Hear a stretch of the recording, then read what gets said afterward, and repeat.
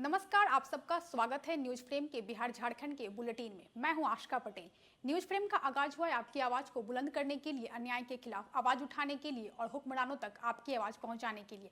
तो चलिए शुरुआत करते हैं आज की खबरों से।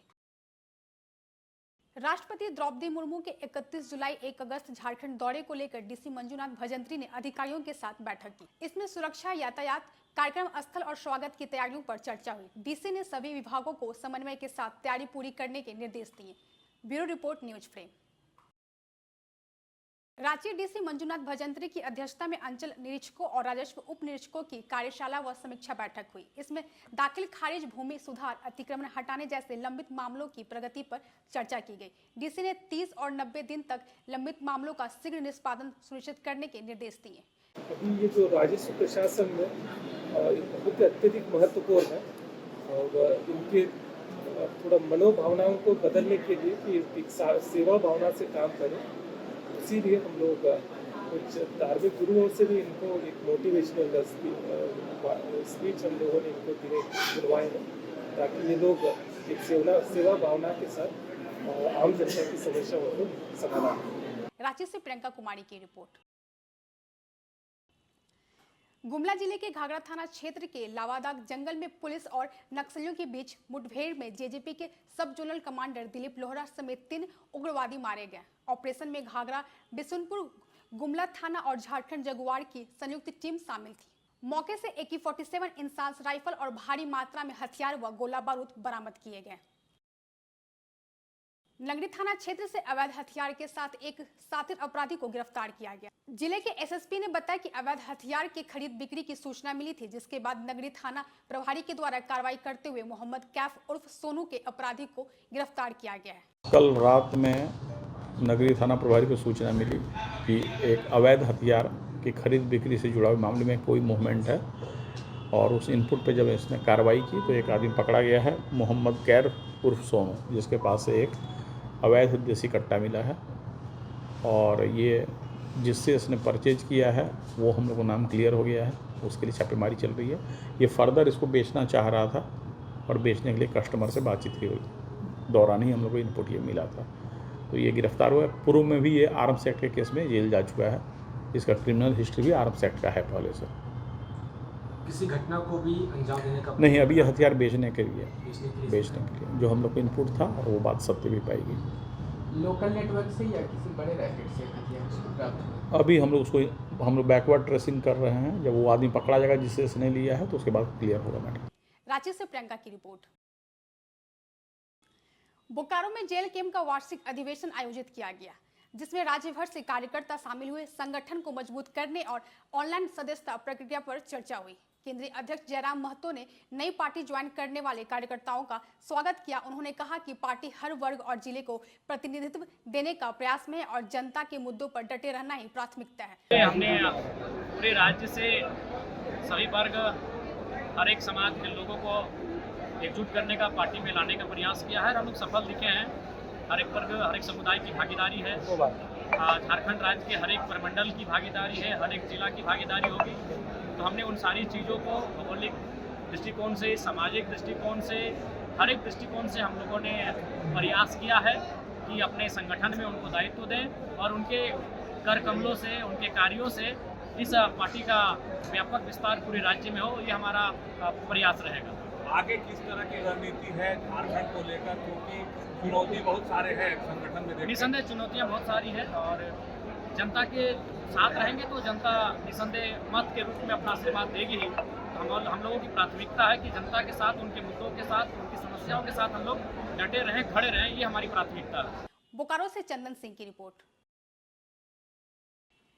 मणिपाल हॉस्पिटल्स ने भगवान Mahavir medical super speciality hospital का अधिग्रहण कर उसे अब भगवान महावीर मणिपाल हॉस्पिटल रांची के रूप में शुरू किया है। यह अस्पताल अब उन्नत तकनीकों और डिजिटल सुविधाओं के साथ झारखंड में बेहतर और सुलभ स्वास्थ्य सेवाओं का नया केंद्र बनेगा। रांची से प्रियंका कुमारी की रिपोर्ट। बिहार सरकार के मंत्री नीरज कुमार सिंह बबलू ने छातापुर में कार्यकर्ता सम्मेलन के दौरान राजद और कांग्रेस पर तीखा हमला बोला। उन्होंने राजद को रंगदार जंगली दल कहा और दावा किया कि आने वाले विधानसभा चुनाव में राजद 2 अंकों तक नहीं पहुंचेगी। साथ ही आरोप लगाया कि राजद कांग्रेस फर्जी वोटरों को बचा रही है, लेकिन बिहार में कोई फर्जी वोटर नहीं बचेगा। 6-7 कराने जाएंगे, जंगलराज में जाएंगे, बिहार में जंगलराज लाएंगे। कल का आपने टीवी अखबार देखा होगा कि हमारे एनडीए के विधायक हेलमेट पहन के विधानसभा गए। पहले वहां बहुत खतरा था।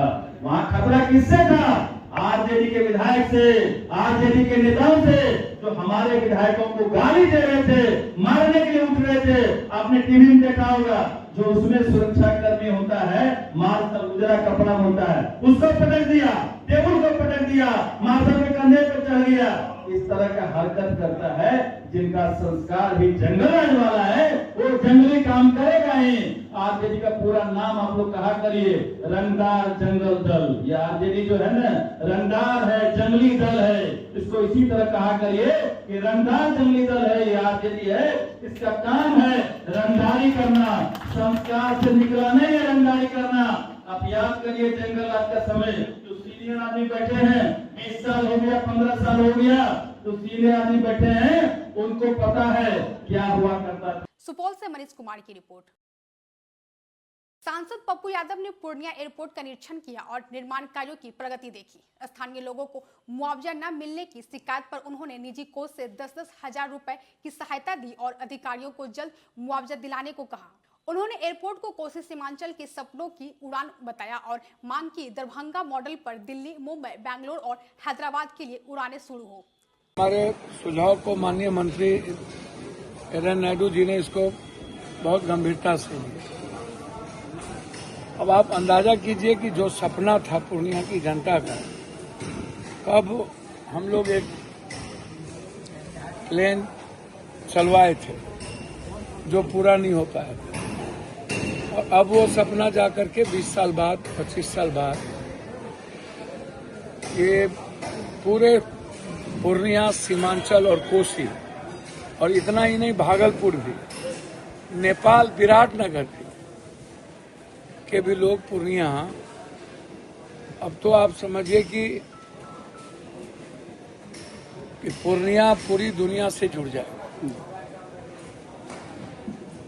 और हमें लगता है कि मैं धन्यवाद देना चाहूँगा विशेष तौर पर जो ये टर्मिनल बना रहे ओंकार जी को, इंजीनियर साहब को।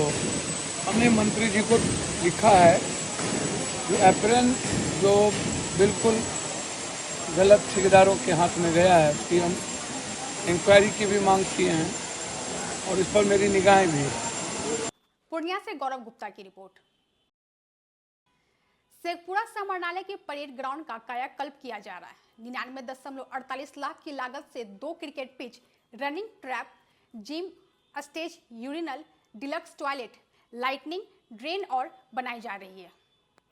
डीएम आरिफ अहसन ने निरीक्षण कर बताया कि यह मैदान स्वतंत्रता दिवस, गणतंत्र दिवस और अन्य कार्यक्रमों के लिए अहम है। परेड ग्राउंड में बच्चे काफ़ी खेलते हैं, आप शाम में देखेंगे तो टाउन के अंदर कोई ऐसा प्लेग्राउंड नहीं है जहाँ पे वो लोग रनिंग कर सकें या फिर व्यायाम कर सकते हैं या जिम कर सकते हैं, और यहाँ क्रिकेट का प्रैक्टिस नहीं कर पाते हैं। तो उसी को देखते हुए चूँकि यहाँ पे राजकीय कार्यक्रम भी होता है और 15 अगस्त 26 जनवरी के कार्यक्रम भी आयोजन किया जाता है, तो इनको देखते हुए दोनों कार्यक्रम बेहतर तरीके से हो, इसलिए हम लोगों ने इसको एक समेकित रूप से डेवलप करने की हम लोगों ने प्लान बनाया है। तो एक टेंडर भी हम लोग का फाइनलाइज हो गया है जिसमें कि हम लोग 1200 फीट का रनिंग ट्रैक बनवाएंगे। इसके साथ साथ पानी की जल जमाव की समस्या होती है तो उसका नाला भी हम लोग उसमें निर्माण कर रहे हैं जो भी उस टेंडर का पार्ट है। इसके अलावा 2 क्रिकेट पिच हम लोग बनाएंगे एक कॉर्नर में, ताकि जो बच्चे खेलते हैं में क्रिकेट उन लोगों को प्रैक्टिस करने में आसानी होगी। इसके अलावा फ्रंट साइड में बाउंड्री वॉल नहीं था, बाउंड्री वॉल बन जाने से ग्राउंड हमारा सिक्योर हो जाएगा। शेखपुरा से रंजन कुमार की रिपोर्ट।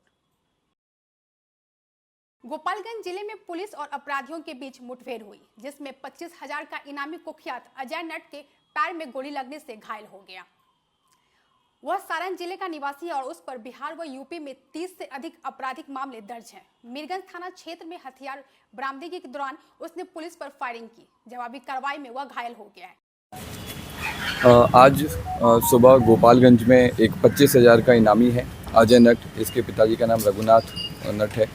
ये दाऊदपुर पुलिस स्टेशन छपरा का रहने वाला है। इसके ऊपर गोपालगंज, छपरा और सिवान और बाकी जिलों में भी दर्जनों केसेस हैं लूटपाट के, छिनताई के। हम लोग की टीम काफ़ी समय से इसके पीछे लगी हुई थी। हम लोग की टीम के द्वारा इसको गोरखपुर से गिरफ्तारी की गई। गिरफ्तारी के बाद जब थाना ला करके इसने अपना स्वीकारोक्ति बयान दिया, जिसमें इसके द्वारा थावे, बैकुंठपुर, मीरगंज, सिद्धवलिया टाउन और भी कई सारे थानों में पिछले कुछ दिनों में, कुछ महीनों में जो लूटपाट की घटनाएं हुई हैं उनमें अपना स्वीकार किया है। इसके बाद से सामान भी हम लोगों ने बरामद किया है। उसके बाद में इसके द्वारा अपनी गैंग के अन्य सदस्यों की गिरफ्तारी और हथियार की रिकवरी के लिए जिगना ढाला पे टीम को ले जाया गया, जहां पर इसने मौका देखते हुए भागने की कोशिश की और जो हथियार इसने पहले से छुपाया हुआ था, जिससे घटना भी कारित करते थे, उससे पुलिस टीम पर फायर किया। गोपालगंज से जमीरुल हक की रिपोर्ट। अभी के लिए बस इतना ही। देश और दुनिया की सभी खबरों से अपडेट रहने के लिए हमारे YouTube चैनल को सब्सक्राइब करें, हमारे Facebook पेज को लाइक करें और अपने सुझाव कमेंट बॉक्स में जरूर लिखें। अब हमें दीजिए इजाजत। धन्यवाद।